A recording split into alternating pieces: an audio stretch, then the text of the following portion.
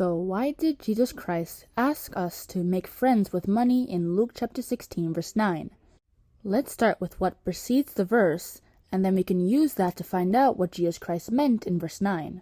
We first start off in Luke chapter 16 verse 1, where we're introduced to the main cast of the parable, the rich man and his steward. The rich man then told him to give account of the stewardship and that he was to be fired. To save himself from having to beg later, the steward went to his master's debtors and cut their debts behind his back. His plan was that they'd let him stay in their houses and that he wouldn't have to beg. His master then commended him, not because he was righteous or anything, but because he thought smartly and used what he had at his disposal to create a better future for himself. Jesus Christ then ended the parable with the verse that we're looking at today. Make to yourselves friends of the mammon of unrighteousness, that, when you fail, they may receive you into everlasting habitations. So, if we look at what the unjust steward did, he used what he had to better himself. We should do the same, but righteously. But what should we use in this way? Well, Jesus Christ mentioned the mammon of unrighteousness in that verse, which refers to money. The word mammon was used to refer to money before in Luke chapter 16 verse 11 and Matthew chapter 6 verse 24. The entire world we live in runs on it, making what King Solomon said in Ecclesiastes chapter 10 verse 19 true, and that is, money answereth all things. I think everyone has heard this before.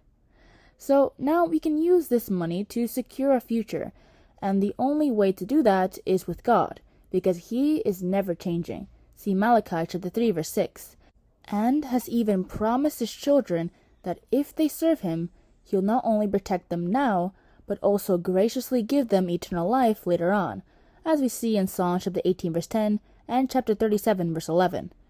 But how do we secure our future with God? Well, that's by taking the resources we have and serving Him with them. We can do this by using our money to support people who are trying to do the right thing and serve God to the best of their ability.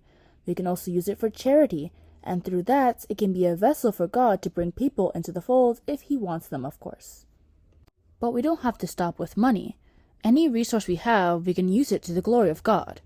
For example, if we're educated, we can use the education we have to better convey the message of God to people, rather than if we were illiterate. And there are examples of people in the Bible who use their resources to secure their future, one of which is Rahab. In Joshua 2, 2 spies from the Israelites went out to go spy out the land of Jericho, and a woman named Rahab lived there. Rahab used her own resources, which was her house, to keep the spies safe.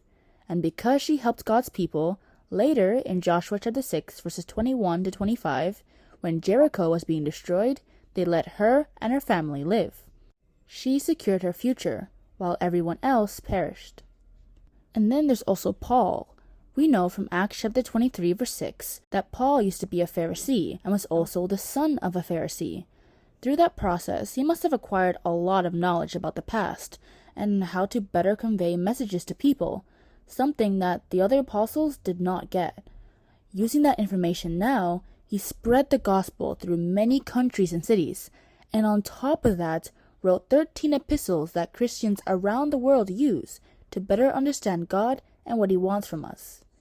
That is how you use your resources to further God's purpose. Now, instead of him and his legacy dying with the rest of the Pharisees and being forgotten by all, every Christian now knows who Paul is, and Paul himself is now not in the grave with the rest of the Pharisees, but instead in heaven, as Jesus Christ told the disciples that that's where the apostles go after death, in John chapter 14 verses 1 to 3. And that's why Jesus Christ told us to make friends with money or mammon.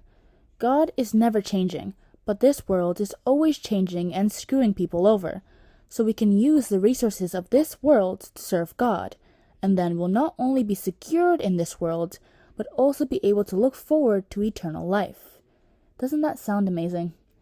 But that is all for me today. If you want to see more from me, you can always like the video, you can subscribe, or you can hit that notification bell, so you'll be notified of when I post again. Have a great day, and I'd love to see you soon.